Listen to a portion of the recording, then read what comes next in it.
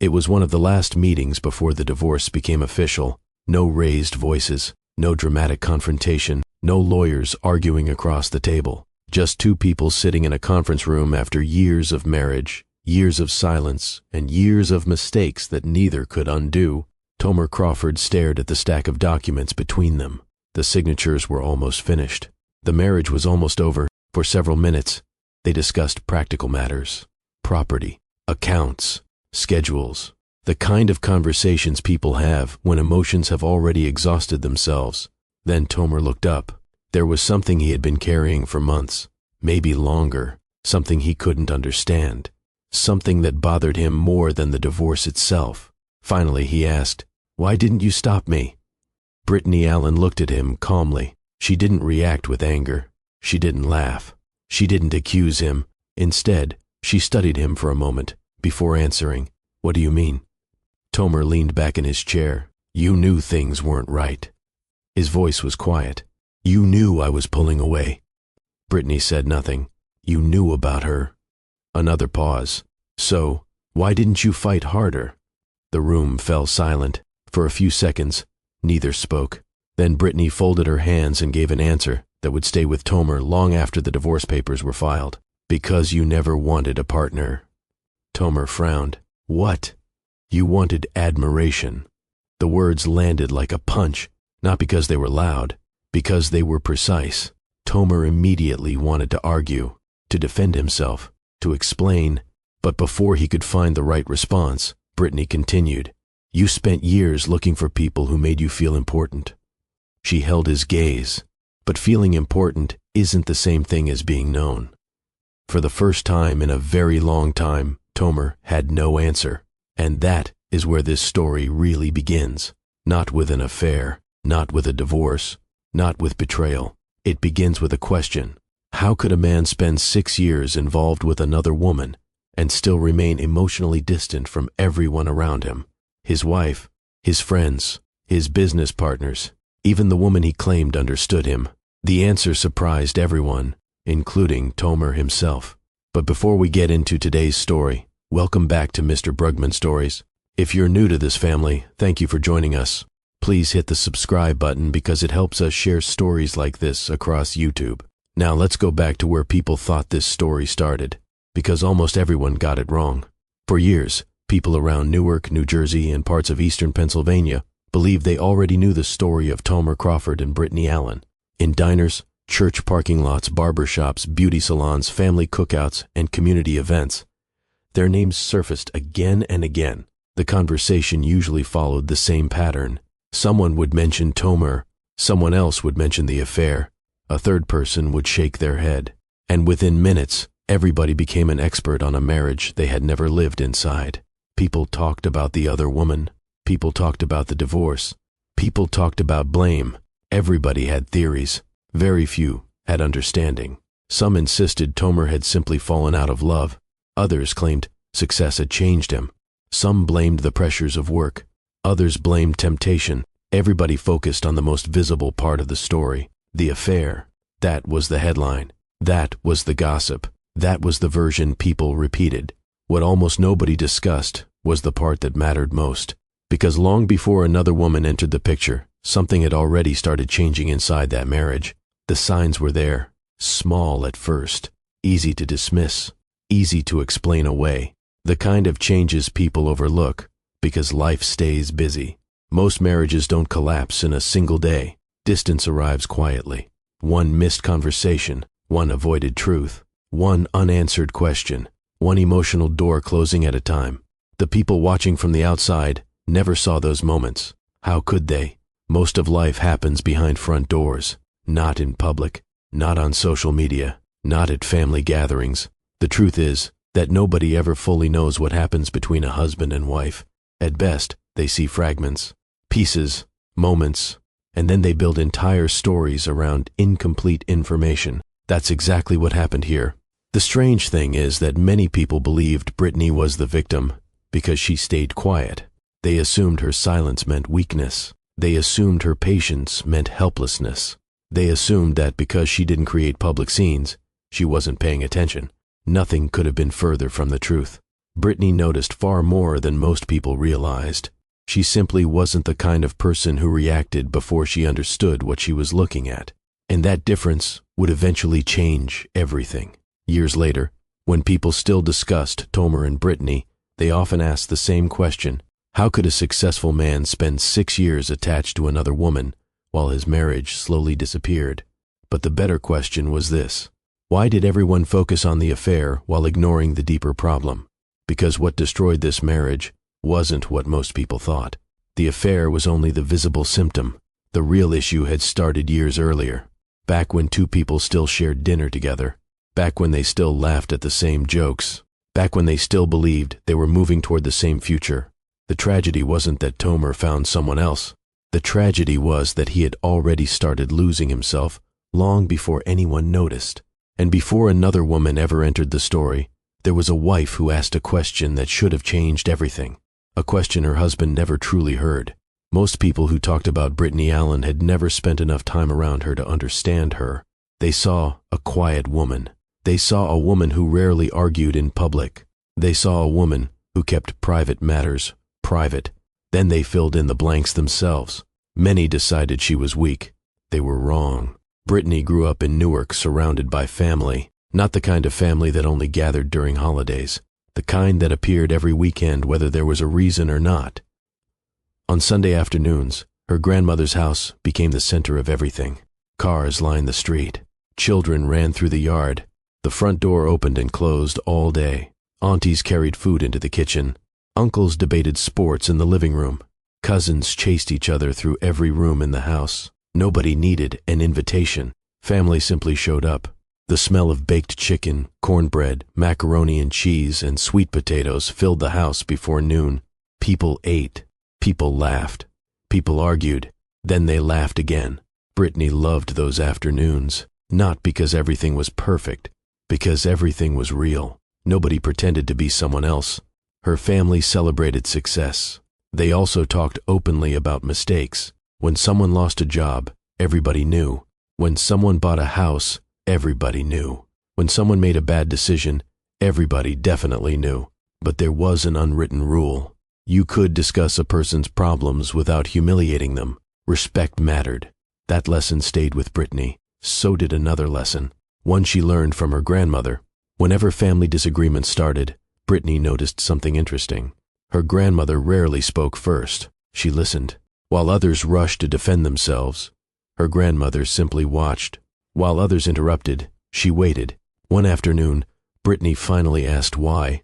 Her grandmother smiled. Then she said something Brittany never forgot. People reveal themselves when you stop interrupting them. At the time, Brittany was only a teenager. She didn't fully understand. Years later, she understood perfectly. People often tell you exactly who they are. The problem is that most people are too busy talking to notice. That lesson shaped Brittany's entire life. It shaped her friendships. It shaped her career. It shaped her marriage. As she got older, Brittany developed a reputation for being calm. Co-workers trusted her. Clients trusted her. Friends called her when life became difficult, not because she always had answers, because she listened before speaking. Many people mistake patience for passiveness. Brittany knew the difference. Patience meant gathering information. Passiveness meant avoiding reality. She was never passive. By the time she entered the corporate world, that ability had become one of her greatest strengths. During meetings, people often underestimated her. Executives would speak for 20 minutes. Some would dismiss concerns. Others would dominate conversations. Brittany usually said very little at first. Then, near the end of the meeting, she would identify the exact issue everyone else had missed. Again and again, she proved that observation could be more powerful than noise. That same quality followed her into marriage. When Tomer talked about a business opportunity, she listened carefully. When he described a problem, she listened carefully. When he celebrated success, she listened carefully. She paid attention to details most people ignored. Changes in tone, changes in behavior, changes in routine. That is why the people who later criticized her never understood what was actually happening. They assumed she didn't see the warning signs. The truth was the opposite. She saw more than anyone realized. She simply refused to react before she understood the full picture. Years later, One of her cousins would say something that perfectly described her. Brittany never missed anything. She just didn't announce what she noticed. That was exactly right. She wasn't the loudest person in a room. She wasn't the most dramatic. She wasn't interested in winning arguments. She preferred understanding people. And understanding people requires patience. The same patience many confused with weakness. What nobody realized was that Brittany's quiet nature came from strength, not fear. Strong people do not always raise their voices. Sometimes they watch. Sometimes they wait. Sometimes they learn everything they need to know before making a single move. That was Brittany Allen. And while most people were busy judging her silence, she was already seeing parts of her marriage that others could not see. The problem was that what she was beginning to notice would eventually change everything. And at the center of it all was a man named Tomer Crawford, whose own story had started hundreds of miles away from Newark. Before Tomer Crawford ever built a successful company, before people knew his name in business circles, before anybody talked about affairs or divorce, he was just a young man growing up outside Scranton, Pennsylvania. His world looked very different from Brittany's. There were no crowded Sunday gatherings, no endless stream of relatives stopping by, no long conversations about feelings. Life in Tomer's family revolved around work. His father worked hard. His mother worked hard. Everybody around him worked hard. That was how people measured character. You showed up. You did your job. You paid your bills. You kept moving. Complaining accomplished nothing. Talking about emotions accomplished even less. That mindset shaped Tomer from an early age. Whenever a problem appeared, his instinct was simple. Fix it. If it couldn't be fixed immediately, work harder. If that didn't work, work even harder. For years, that approach served him well. It helped him earn respect. It helped him build confidence. It helped him succeed. But it also taught him something dangerous. It taught him that effort could solve everything. Some problems cannot be solved with effort. Some problems require honesty. Years later, that lesson would become important. The first time Tomer met Brittany happened at a regional business seminar. Neither expected much from the meeting. Both attended for professional reasons. Both planned to leave after the final session. Instead, they found themselves talking. The conversation felt easy. Tomer was outgoing. Brittany was thoughtful. He filled empty spaces. She listened carefully. He liked making quick decisions. She preferred examining consequences. Those differences should have created distance. Instead, they created curiosity. The more they talked, the more interested they became. Their relationship developed naturally. No dramatic beginning, no grand romantic gesture, just two people enjoying each other's company. Soon they were spending weekends together, then holidays, then future plans. Friends noticed how balanced they seemed. Where Tomer rushed forward, Brittany slowed things down. Where Brittany overanalyzed, Tomer pushed action. Each supplied something the other lacked. Eventually they married. For several years, life felt good. Not perfect, good. The kind of happiness many people overlook because it feels ordinary. Weeknight dinners, road trips, inside jokes, church events, birthday celebrations, small traditions, shared goals. They built a life together, one day at a time. When challenges appeared, they handled them as a team. At least, that's how it looked. Then Tomer's company began growing. At first, the changes seemed positive. A new client, then another, a larger contract, then another. More opportunities arrived. More money arrived. More responsibilities arrived too. Tomer welcomed all of it. He believed he was building something important. And he was. The problem wasn't success. The problem was what success slowly demanded from him. Longer hours, more pressure, more expectations, more people depending on him. His schedule became crowded. His phone never stopped ringing. Emails followed him everywhere, even at home, especially at home. Brittany noticed the difference before Tomer did. When she told him stories about her day, he listened less carefully. When she asked questions, his answers became shorter. When they sat together in the evening, part of his attention remained somewhere else. At first, she assumed the pressure was temporary. Then weeks became months. Months became years. The pattern remained. Tomer wasn't coming home physically absent. He was coming home mentally absent. That distinction mattered. A person can sit beside you while being somewhere else entirely. Brittany felt that happening. She couldn't fully explain it yet, but she felt it. One evening she talked about a client issue she had spent days solving. Halfway through her story, Tomer responded to something she never said. Brittany stopped speaking. Tomer kept talking.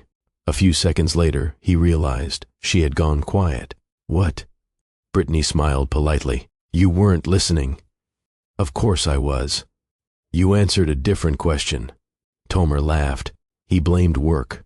The conversation moved on, but Brittany remembered it, because it wasn't the first time, and it wouldn't be the last. Months later, they attended a family gathering. Children played in the backyard. Music filled the house. Food covered every table. Everything looked normal. Afterward, they returned home. The evening air was cool. Brittany sat on the front porch. A few minutes later, Tomer joined her. For a while, they watched cars pass. Neither spoke much. Then Brittany asked a simple question. "Do you still enjoy being home?" The question wasn't hostile. It wasn't an accusation. It wasn't a trap. It was honest. Tomer immediately felt uncomfortable, not because he knew the answer, because he didn't. So, he did what he often did when faced with uncomfortable feelings. He shifted toward work. "We've got 3 new projects coming in next quarter." Brittany looked at him. "I wasn't asking about work." Tomer nodded. Then he started talking about deadlines, investors, growth plans, business forecasts, everything except the question she had asked. Brittany listened, the same way she always listened, but this time something felt different. For the first time she saw a gap between them that neither money nor success could close. She had asked about home. He had answered with work. She had asked about his feelings. He had answered with responsibilities. She had asked about their life. He had answered with his company. The conversation ended. The evening ended. Life moved forward. But something important had happened on that porch. A crack had appeared. Small enough to ignore, large enough to matter. Neither of them fully understood it that night. Years later, both would remember that conversation, because long before another woman entered the story, long before divorce papers crossed a conference table, that porch had revealed a truth neither wanted to face. Tomer was no longer hearing the question Brittany was asking, and Brittany was beginning to realize that the man she loved was slowly disappearing behind the life he was building. The porch conversation came and went. Life did what life usually does. It kept moving. Tomer continued focusing on business. Brittany continued focusing on her career. From the outside, nothing looked unusual. They still attended events together. They still appeared as a married couple. They still shared a home. Most people would have assumed everything was fine. That was the year a redevelopment project brought new opportunities to several neighborhoods around Newark. Local business leaders, community organizers, and investors began working together to attract new businesses and improve commercial areas. Tomer became involved through his company.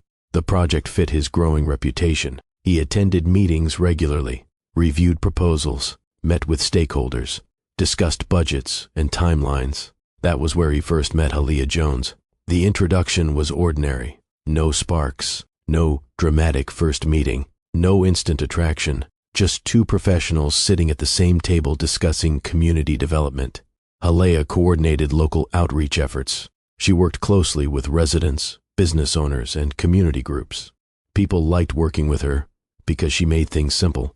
She remembered details. She remembered conversations. She remembered people. If someone mentioned a family member one week, she remembered their name the next. If someone discussed a challenge, she followed up later. People felt noticed around her. That quality made her effective. The first few meetings between Tomer and Halia were strictly professional. They discussed schedules, funding concerns, community feedback, construction timelines, nothing more. Sometimes they agreed, sometimes they disagreed. Then they moved on. Weeks passed. The project expanded. More meetings followed, more phone calls, more planning sessions. As responsibilities increased, they naturally spent more time working together. One afternoon after a committee meeting, several members stopped at a nearby cafe. Tomer joined them.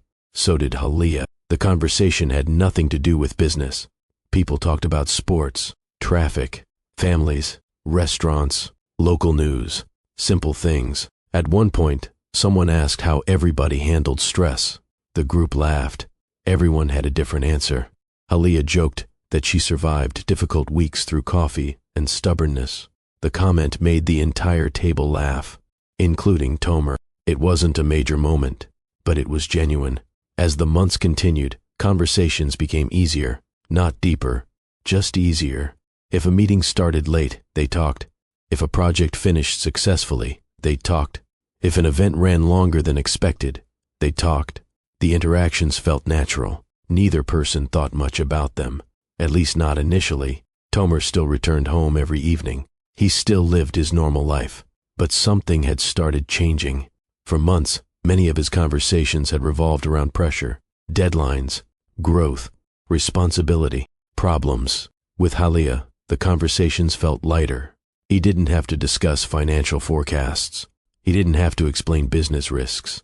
He didn't have to defend decisions. He simply talked. That difference began attracting him, not romantically, comfortably. There is a difference. Many people confuse the two. Comfort arrives quietly. It grows through repetition. One conversation, then another, then another. Soon you expect it.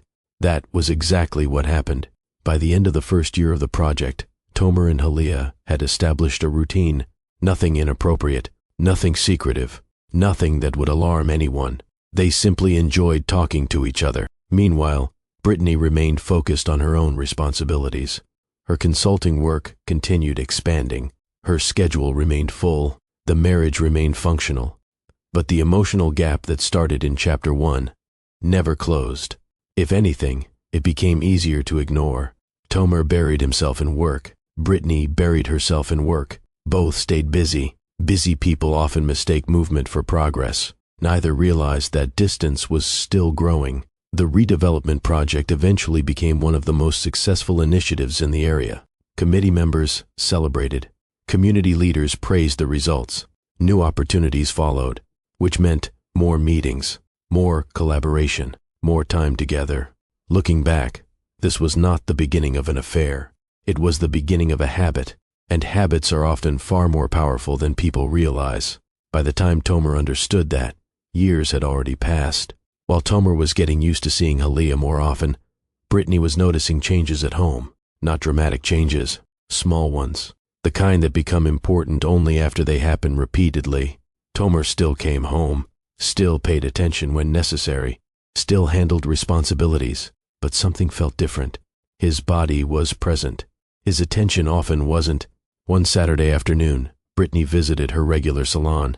It was one of the few places where she truly relaxed. The conversations were honest. Nobody pretended there. The women talked about work, marriage, children, aging parents, and life.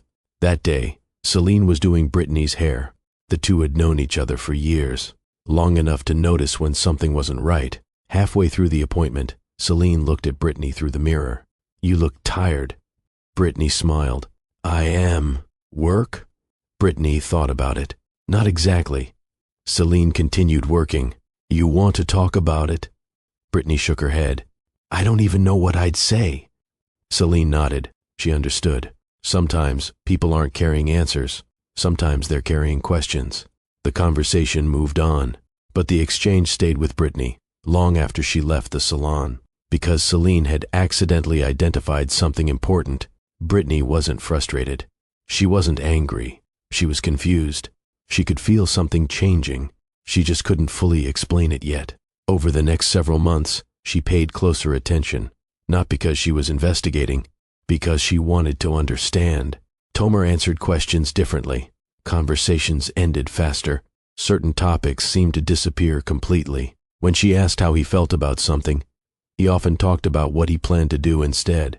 The difference was subtle. Most people would miss it. Brittany didn't. One Sunday after church, several relatives gathered for a cookout. The backyard was full. Children ran across the grass. Music played from a speaker.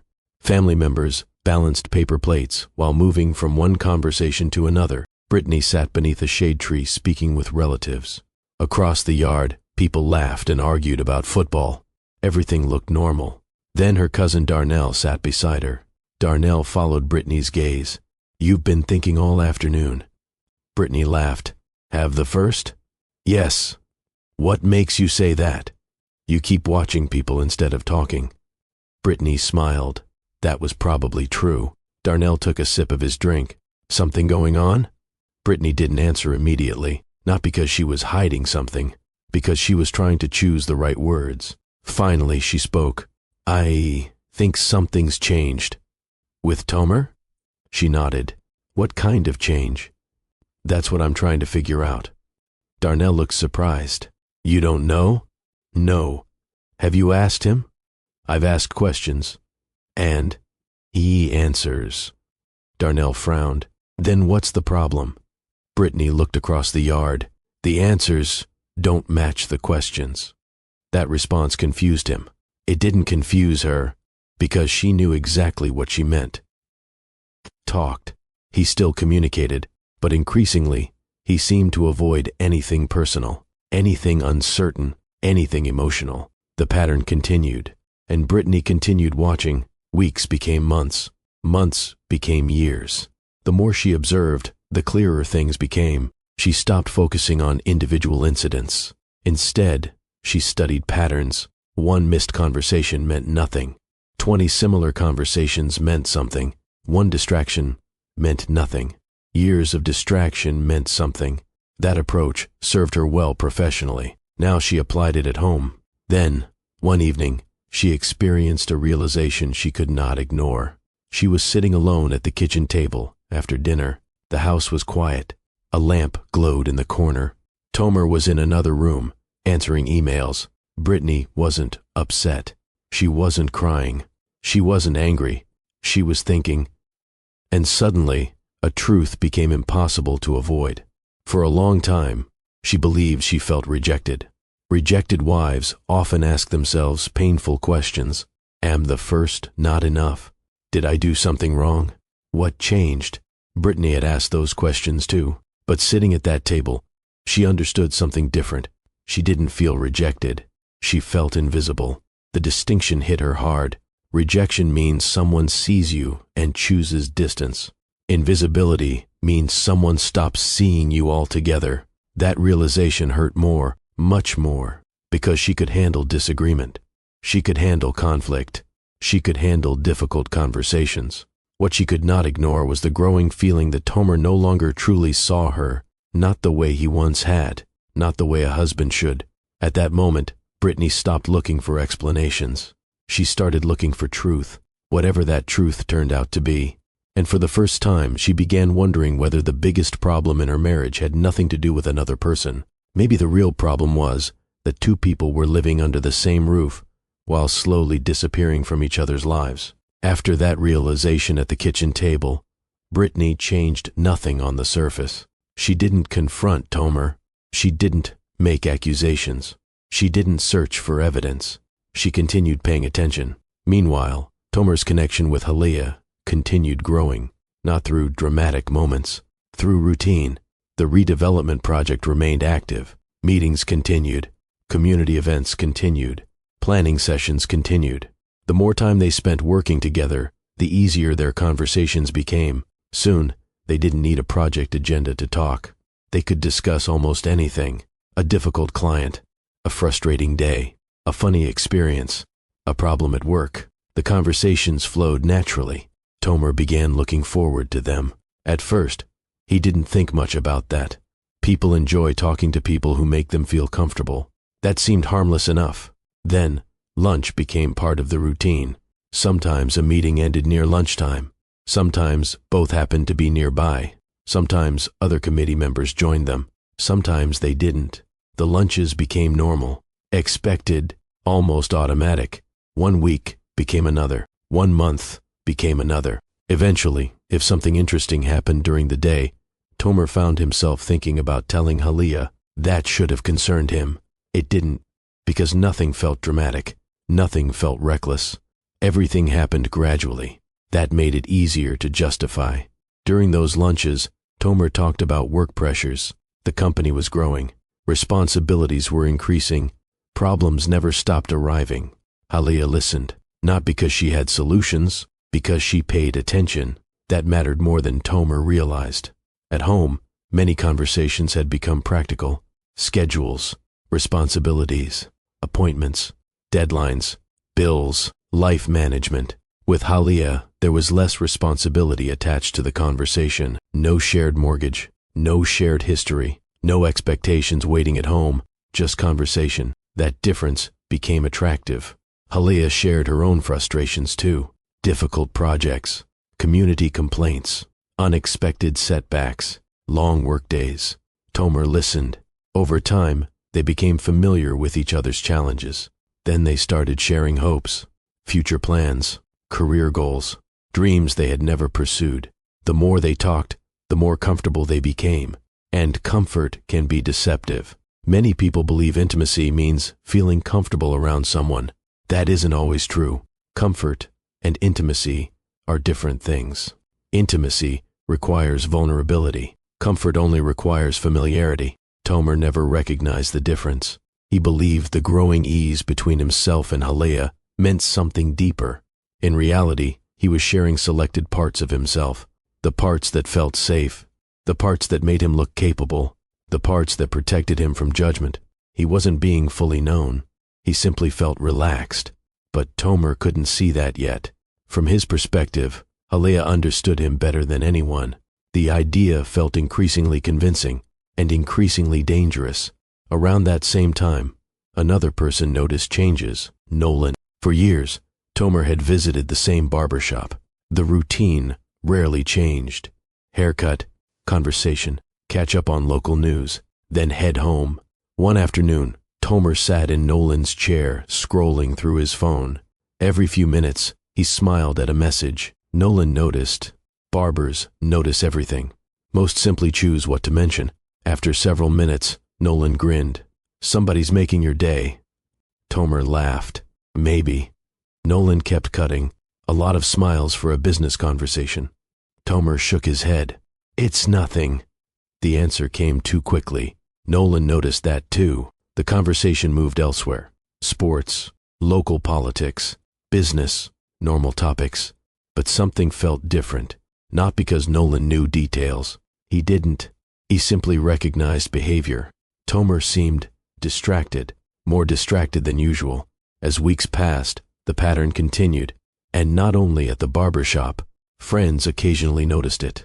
Co-workers occasionally noticed it. Tomer seemed mentally somewhere else. He remained productive, successful, driven, yet increasingly disconnected from the people closest to him. The strange thing was that Tomer felt happier whenever he spent time with Halia. That convinced him he was moving towards something meaningful. Many people watching this story would probably reach the same conclusion. A husband grows distant from his wife. Another woman enters the picture. The emotional connection grows. An affair develops. A marriage begins falling apart. At first glance, that's exactly what this looks like. And by the end of this chapter, that's what most people believed. Including Tomer, including Halia, including many people around them. What nobody understood yet was that the biggest problem wasn't Halia. The biggest problem was something Tomer carried long before she ever entered his life. And that truth was still waiting to be discovered. By the 6th year of his relationship with Halia, Tomer's company had become larger than anything he imagined when he was young. The business employed more people, handled larger contracts, managed bigger projects. On paper, he looked successful. Most people would have looked at his life and assumed he was winning. The strange thing was that the more successful Tomer became, the less secure he felt. He rarely admitted that to anyone, including himself. Every new achievement created another expectation. Every new contract created another risk. Every new opportunity created another way to fail. The pressure never stopped. Neither did the fear. That fear began long before Tomer started his business, long before he met Brittany, long before Halia entered his life. It started during childhood. Growing up outside Scranton, Tomer watched his parents work constantly. His father left home early, returned home tired, then did it all again the next day. Money was always important, because there never seemed to be enough of it. The bills got paid, the lights stayed on, food stayed on the table, but nobody felt comfortable. Nobody felt secure. Whenever unexpected expenses arrived, the entire household felt the impact. Tomer noticed everything. Children always do. He remembered hearing adults discuss money. He remembered watching his father calculate expenses at the kitchen table. He remembered seeing stress in the faces of people he loved. Those memories stayed with him. As he grew older, he made a promise. He would never live that way. He would never struggle financially. He would never feel powerless. He would never become a man who worried about paying bills. At first, that promise motivated him. He studied harder, worked harder, pushed harder. The determination helped him build a successful life. But over time, the promise changed. Success stopped being a goal. It became protection. Tomer no longer wanted success. He needed it. The difference mattered. Because goals can be achieved, needs are never satisfied. No matter how much progress he made, he always felt there was more to prove, more to accomplish, more to secure, more to protect. That mindset followed him into business. Every victory felt temporary. Every accomplishment felt incomplete. The moment one project succeeded, he immediately focused on the next challenge, the next target, the next milestone. Nothing ever felt like enough. People often praised his ambition. Few recognized the fear hiding underneath it. Even Brittany didn't fully understand it at first. She saw a hard-working husband, a driven businessman, a man determined to build something meaningful. She didn't realize how much of that drive came from fear. Fear of failure, fear of losing everything, fear of returning to the uncertainty he remembered as a child. Most of all, fear of becoming his father. Not because his father was a bad man. Quite the opposite. His father worked harder than almost anyone Tomer knew. That was exactly why the fear existed. If a hard-working man could still struggle, then hard work alone offered no guarantees. That thought never left him. The older Tomer became, the more determined he was to prove he had escaped that reality. He wanted people to see his success. He wanted people to respect his accomplishments. He wanted people to believe he had built something impressive. The admiration felt good, very good. At first, he viewed it as confidence. Eventually, it became something deeper. Whenever people praised his business, he felt relief. Whenever people complimented his achievements, he felt relief. Whenever people described him as successful, he felt relief. For a few moments, the fear became quieter. Then the feeling disappeared, and he needed reassurance again. So he worked harder, built more, expanded more, chased more.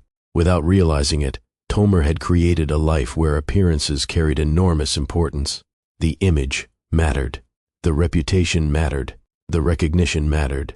Because every compliment helped him believe he was no longer the worried boy from Scranton. The problem was that fear never truly leaves when it remains unspoken. It simply finds new ways to control decisions. And by the time Tomer reached the peak of his success, that fear was quietly influencing far more than his business. It was influencing his marriage, his choices, his relationships, and very soon, it would explain something nobody around him fully understood. As Tomer's business continued growing, Brittany began seeing his behavior differently. For years, she believed work was the problem. Now she wasn't so sure. Work explained his schedule. It didn't explain his distance. The more she thought about it, the more a pattern appeared. Whenever Tomer felt uncertain, he redirected the conversation. Whenever something became personal, he focused on responsibilities. Whenever emotions entered the discussion, he found something practical to discuss instead. The realization followed her for weeks. Then one afternoon she visited her Aunt Marva. Like many family visits, it started with food and casual conversation. Work came up, family came up, life came up. Eventually, the discussion turned toward marriage. Brittany didn't tell a dramatic story. She didn't complain. She simply described what life felt like lately. Aunt Marva listened carefully. When Brittany finished, Aunt Marva asked one question. When was the last time your husband let you see him struggle? The question caught Brittany off guard. She immediately searched her memory. Last month? Last year? Several years ago? Nothing came to mind. That bothered her. Not because every marriage should be full of problems, because she suddenly realized she couldn't remember the last time Tomer had openly admitted fear, doubt, or uncertainty. He discussed projects. He discussed plans. He discussed goals. He discussed solutions. But he rarely discussed himself. The real version of himself. The thought stayed with her. The more she examined it, the more accurate it felt. At almost the same time, Halea was reaching similar conclusions. For years she believed she knew Tomer well. They spent time together, shared conversations, shared experiences, shared pieces of their lives. Yet something always seemed just out of reach. Whenever discussions approached deeper territory, Tomer became careful, not rude, not defensive, careful. He could talk for an hour about business. He could talk for an hour about community projects. He could talk for an hour about future plans, but conversations about fear, regret, insecurity, or disappointment rarely lasted long. At first, Halea ignored it. Later, she couldn't. One autumn evening, they attended a neighborhood festival connected to one of their redevelopment projects. Families filled the sidewalks. Food vendors lined the street. Children ran between activity booths. Local musicians played nearby. The event was a success. Both should have been enjoying the evening. Instead, Halea found herself studying Tomer. People stopped him throughout the night. Business owners thanked him. Community leaders praised the project. Residents congratulated him. Tomer smiled every time, accepted every compliment, moved comfortably through every conversation. He looked completely at ease. Then the crowd thinned. The evening slowed. For the first time all day, they found themselves alone. Halea looked at him. "What are you most afraid of?" The question was simple. Tomer immediately smiled. Not because it was funny, because it made him uncomfortable. "You always ask interesting questions. What are you most afraid of?" Tomer glanced toward the stage, where workers were removing equipment. They did a good job with this event. Halea noticed the change immediately. She brought the conversation back. "What are you most afraid of?" Tomer laughed softly. "You sound like a therapist. What are you most afraid of?" Again, he avoided the answer. This time he started talking about future development plans, new projects, new opportunities, new goals, everything except the question. Halea listened. Then she stopped asking, not because she received an answer, because she understood she wasn't going to get one. As they walked through the remaining crowd, a strange thought entered her mind. She knew many facts about Tomer. She wasn't sure she knew Tomer. The difference mattered. Back in Newark, Brittany was reaching a similar conclusion from a different direction. She thought about Aunt Marva's question again. "When was the last time your husband let you see him struggle?" The answer remained the same. She couldn't remember. For years, Tomer had shown people success, strength, confidence, control. He showed them achievements. He showed them results. He showed them victories. But he almost never showed them weakness. The more Brittany thought about it, the more she realized something painful. Maybe the biggest problem in her marriage wasn't another woman. Maybe the bigger problem was that nobody truly knew the man at the center of it. Not Brittany, not Halea, not his business associates, not his friends, not even Tomer himself. And that truth was leading toward a discovery that would change how everyone understood the entire story. The more people looked at Tomer's life, the easier it was to reach the wrong conclusion. A successful businessman, a marriage losing its connection, another woman entering the picture. Most people would look at those facts and assume they already knew the story. They would assume Tomer became attached to Halea. They would assume Halea became the center of his emotional world. They would assume romance was driving everything. The truth was more complicated. Halea was not the thing Tomer wanted most. What Tomer wanted most was how he felt around people who admired him. That need had been growing for years, long before Halea, long before the affair, long before the marriage started changing. It began with success. Every time a project worked, people praised him. Every time a business deal succeeded, people congratulated him. Every time his company expanded, people respected him more. Those moments felt good, not because Tomer was arrogant, because praise temporarily silenced his fears. For a short time, he stopped worrying about failure. For a short time, he stopped worrying about becoming the struggling man he remembered from childhood. For a short time, he felt safe. Then, the feeling faded, and he needed another success, another achievement, another reason for people to admire him. His business became one source of that feeling. Community projects became another. Professional recognition became another. The pattern kept repeating. Whenever someone praised his work, he felt stronger, Whenever someone respected his accomplishments, he felt stronger. Whenever someone viewed him as successful, he felt stronger. Without realizing it, Tomer had become dependent on outside approval. Not money, not power, approval. That dependence slowly shaped his relationships, including his relationship with Brittany. Early in their marriage, Brittany often challenged him, not harshly, honestly. If she disagreed with something, she said so. If she noticed a flaw in a plan, she pointed it out. If she believed he was avoiding an issue, she asked difficult questions. At one time, Tomer appreciated that. Over the years, it became less comfortable. Because Brittany saw beyond appearances. She cared about truth more than image. She cared about reality more than presentation. The problem was that Tomer increasingly preferred environments where he felt admired, not examined, praised, not challenged. That difference mattered. It explained why his conversations with Halia felt easier. Halia wasn't demanding emotional honesty from him. She wasn't asking him to face fears he didn't want to discuss. She wasn't asking questions that exposed insecurity. The relationship felt comfortable because it stayed away from uncomfortable truths. Tomer mistook that comfort for connection.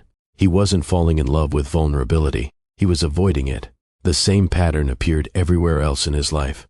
At business events, people praised his growth. He enjoyed it. At community meetings, people thanked him for helping local projects. He enjoyed it. At networking functions, people admired his success. He enjoyed it. Every compliment became another layer protecting him from self-examination. The strange thing was that almost nobody noticed. From the outside, Tomer appeared confident. Confident people are rarely questioned.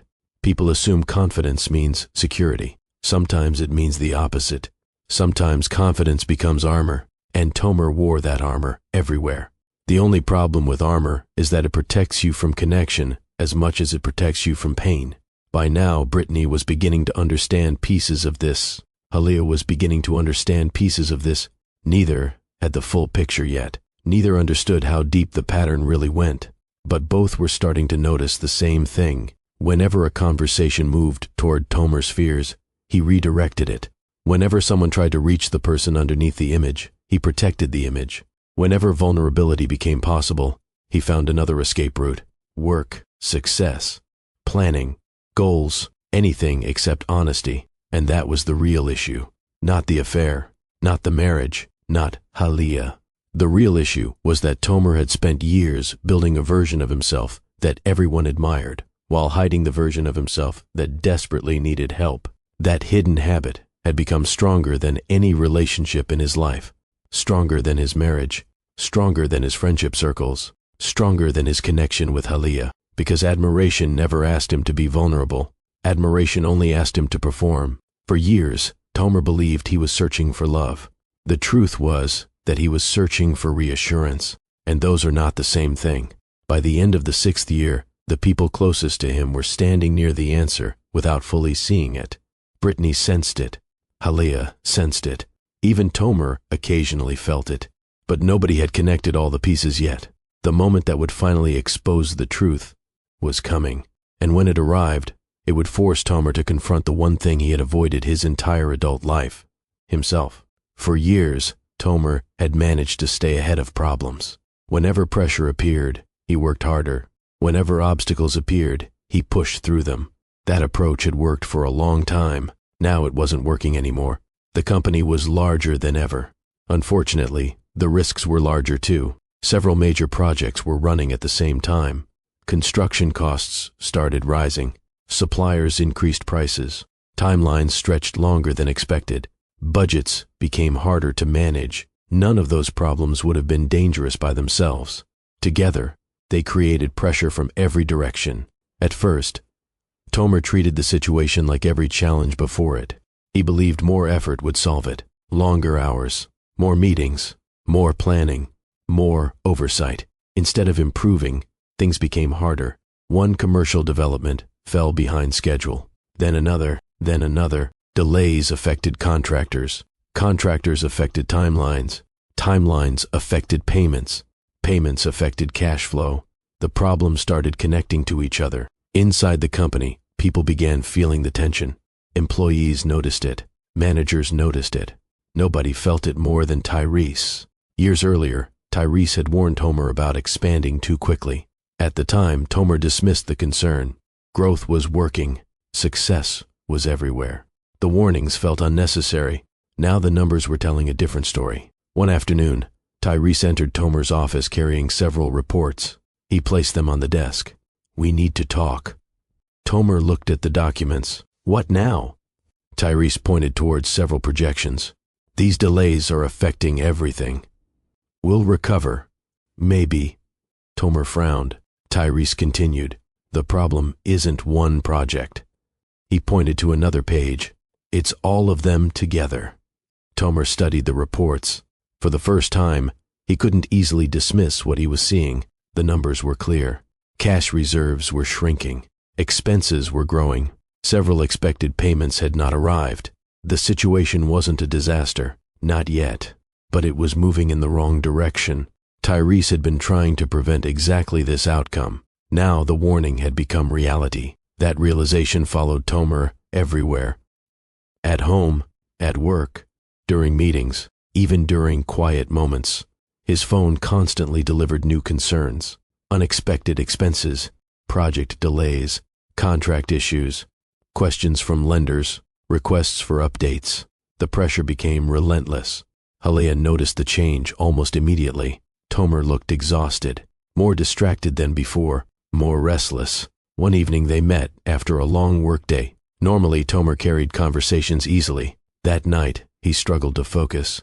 Halea listened as he jumped from one subject to another. Deadlines, budgets, contractors, investors, problems. Every topic sounded connected to stress. "You seem overwhelmed," Halea said. "I'm fine."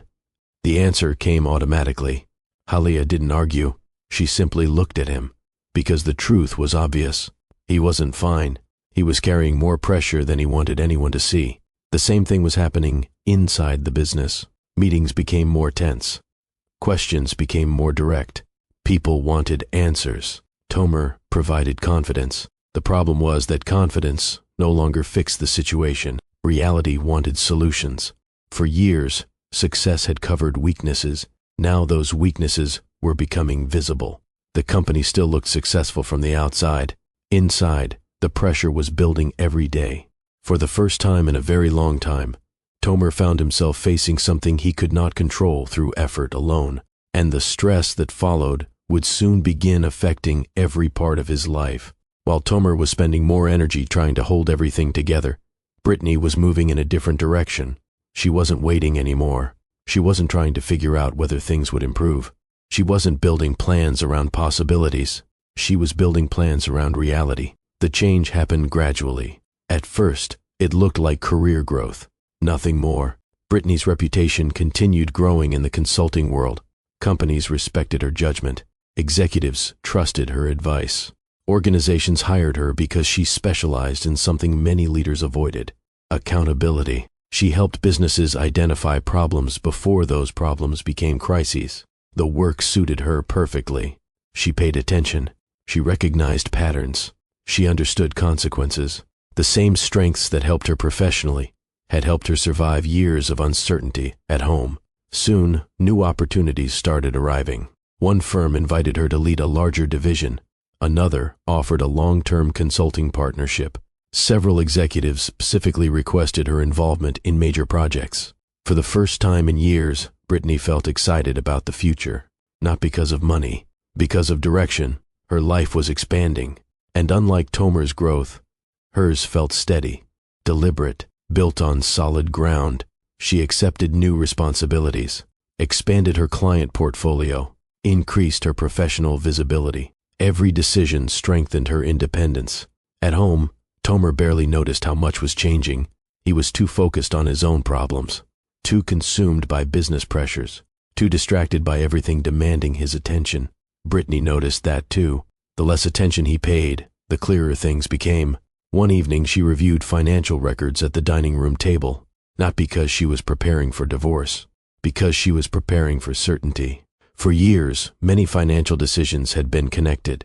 Now she started organizing things differently. Separate accounts, separate investments, separate long-term planning. Practical decisions, Responsible decisions. Quiet decisions. She wasn't acting from anger. She wasn't trying to punish Tomer. She simply understood a difficult truth. She could not control his choices. She could only control her own. That realization changed everything. The woman who once waited for answers stopped waiting. The woman who once hoped things would improve started preparing for whatever came next. Weeks passed. Then, months. Brittany continued moving forward. New opportunities appeared. She accepted them. New clients arrived. She welcomed them. New responsibilities followed. She handled them. Her confidence grew. Not loud confidence, not public confidence. The kind that comes from knowing you can stand on your own. Around the same time, she noticed another change inside herself. The hurt was fading, not because the marriage was improving, because emotional exhaustion had reached its limit. She still cared. She still wished things were different. But she no longer spent every day trying to understand Tomer. That chapter of her life was slowly closing. One afternoon, after finishing a client meeting in Philadelphia, Brittany sat alone in her car before driving home. She looked at her calendar. The next several months were filled with opportunities, projects, travel, leadership responsibilities, future plans. For the first time in a long time, she realized something surprising. Every plan on that calendar depended entirely on her. Not Tomer, not the marriage. Her. The realization brought peace, a peace she hadn't felt in years. Back at home, Tomer continued fighting battles he barely understood. Problems inside the company multiplied. Pressure followed him everywhere. Meanwhile, Brittany was quietly building a life that no longer depended on whether he changed. That difference became increasingly important, because while Tomer was trying to preserve what he had built, Brittany was preparing for what came next. She never announced it, never threatened it, never used it as leverage. She simply moved forward, step by step, decision by decision, until one reality became impossible to ignore. Brittany was no longer organizing her future around Tomer Crawford. She was organizing it around herself, and without realizing it, she was preparing for a moment that would soon change both of their lives forever. The problems inside Tomer's business continued growing. Project delays remained unresolved. Costs continued rising. Investors started asking harder questions. The confidence that once impressed people no longer satisfied them. They wanted numbers. They wanted timelines. They wanted results. And increasingly, Tomer struggled to provide reassuring answers. The pressure followed him everywhere. At work, at home, during meetings, during phone calls, even when he tried to rest. The image he had spent years building was beginning to crack. Then something happened that shocked him more than any business problem. Brittany filed for divorce. There was no dramatic confrontation, no public argument, no emotional explosion. The paperwork arrived. The decision was made. The marriage was ending. When Tomer learned about it, he felt something he hadn't expected. Confusion. For years, he assumed Brittany would always stay. He never said that out loud. He never consciously thought it. But deep down, he believed it. Now that assumption was gone. For the first time, he realized Brittany had been changing while he was focused on everything else. She had not been standing still. She had been moving forward. And now she was moving forward without him. News traveled quickly. Friends heard. Family heard. Business contacts heard. Community members heard.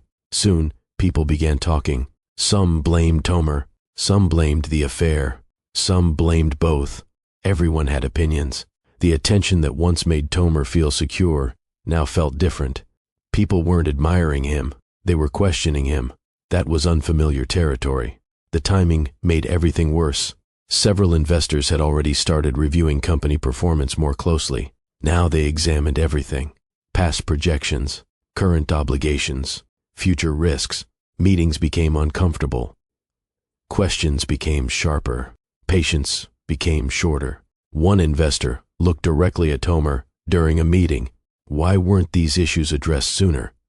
Tomer answered, the answer wasn't enough. Another investor spoke, how confident are you that these projects recover? Tomer answered again. The room remained unconvinced. For years, his reputation had carried weight. Now reputation alone wasn't carrying much of anything. Reality was demanding evidence. and evidence was becoming harder to provide. The same pattern appeared throughout his professional life.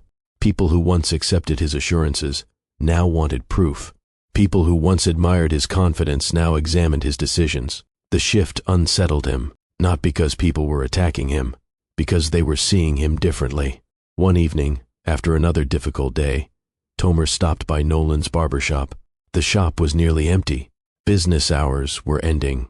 Nolan finished cleaning up and noticed Tomer sitting quietly in the chair. He looked tired, older than he had looked a year earlier. The two talked for a while. Sports, local news, business, the usual topics. Then Nolan changed direction. When was the last time you told somebody the truth about how scared you are? The question landed hard. Tomer immediately reacted. I'm not scared. Nolan looked directly at him. You sure about that? Tomer looked away. For years, answers came easily. Not this time, because the question followed him. Scared of what? Scared of losing money? Scared of losing his company? Scared of losing respect? Scared of losing Brittany? The honest answer was all of the above.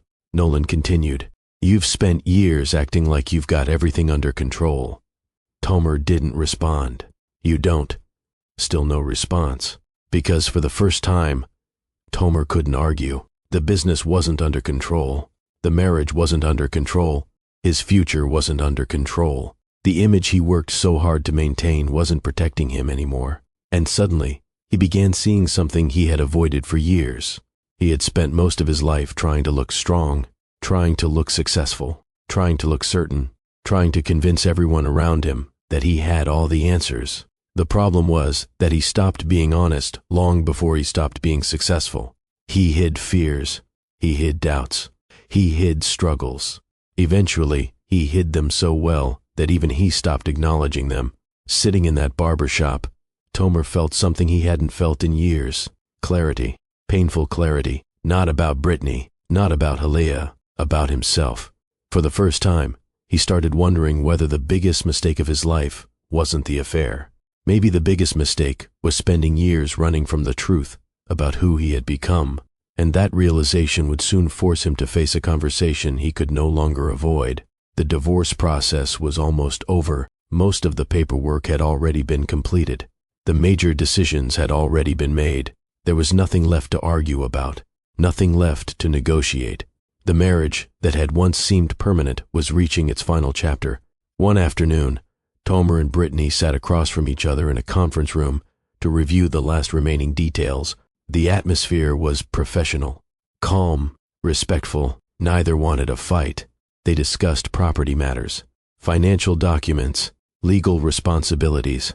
Everything moved smoothly. For anyone watching from outside the room, it would have looked like two reasonable adults handling a difficult situation. But Tomer wasn't focused on paperwork. For weeks, one question had been bothering him. The question followed him everywhere. At work, at home, during sleepless nights. He kept returning to the same thought. Finally, he asked it. Brittany, why didn't you stop me? Brittany looked at him. What do you mean? You knew things were falling apart. Tomer leaned forward. You knew I was pulling away. Brittany listened.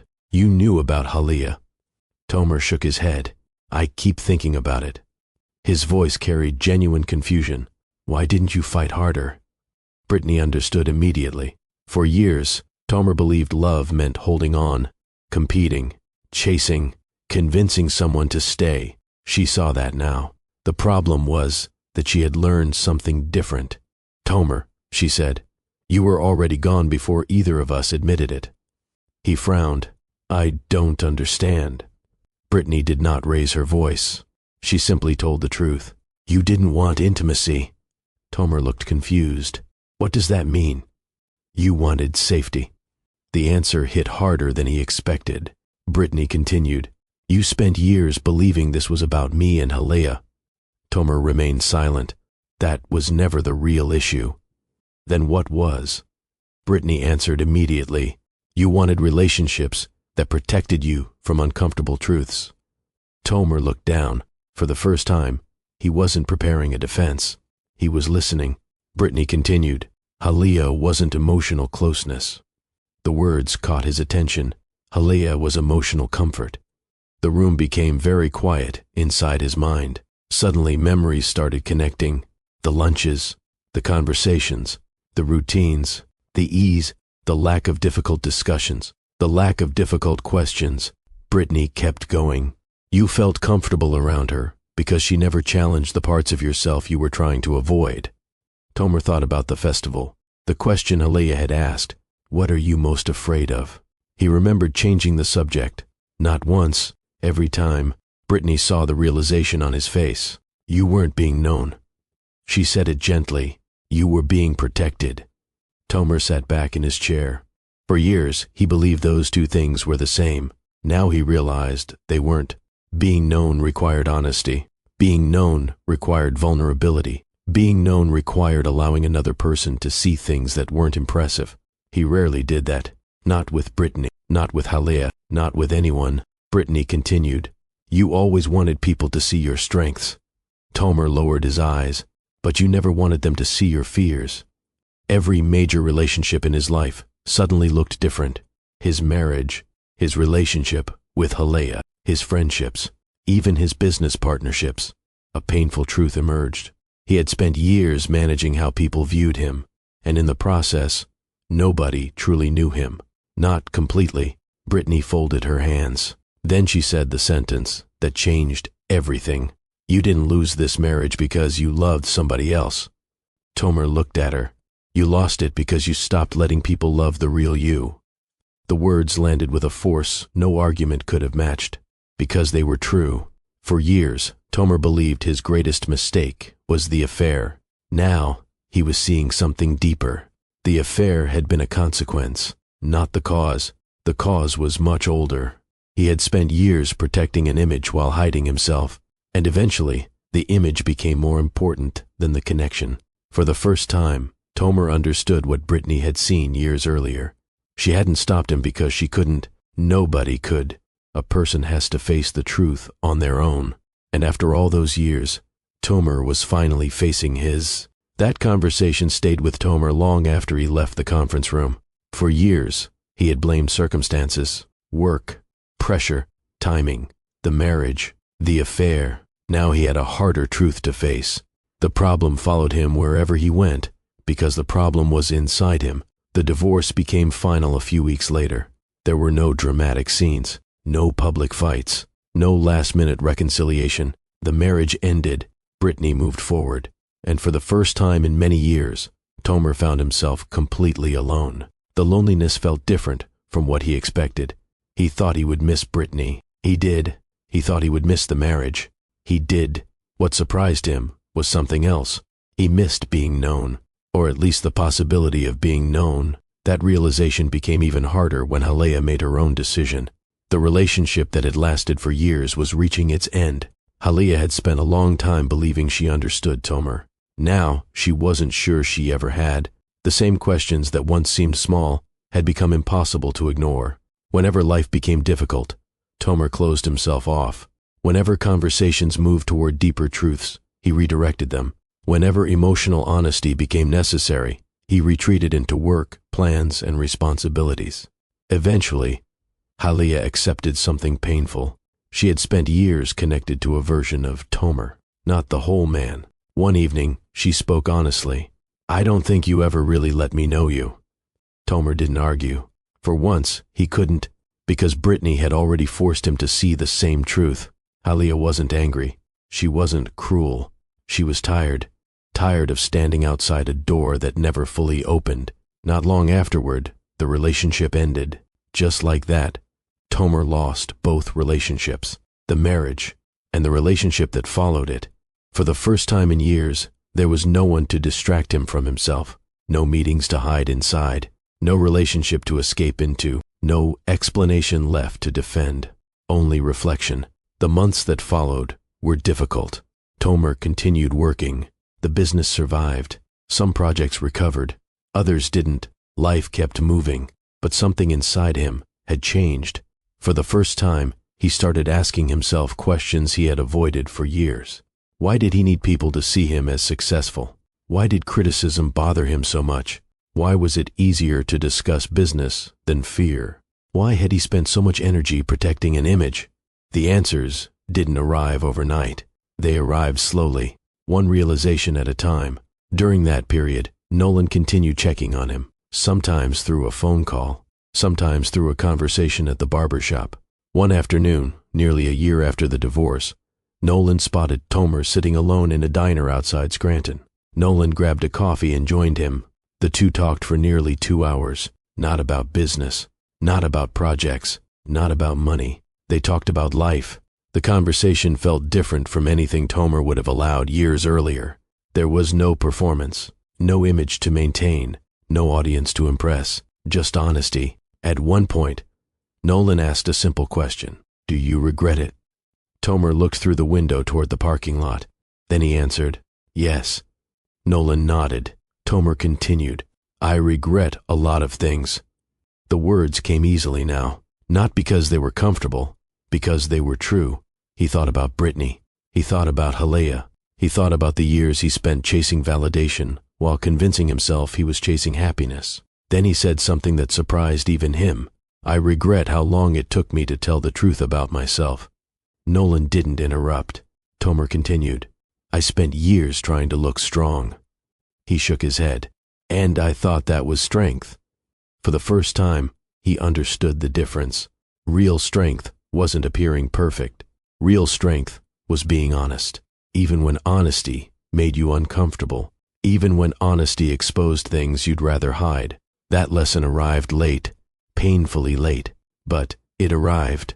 As Tomer sat there reflecting on everything that had happened, he finally understood the cost of spending years unknown. The cost wasn't losing a marriage. The cost wasn't losing a relationship. The cost wasn't losing part of his reputation. The real cost was realizing how many years he had lived without allowing anyone to truly see him. And now, with both Brittany and Halea gone from his life, that truth stood in front of him every day. There was no avoiding it anymore. There was only one choice left: learn from it or repeat it. And for the first time, Tomer was ready to learn. Years passed.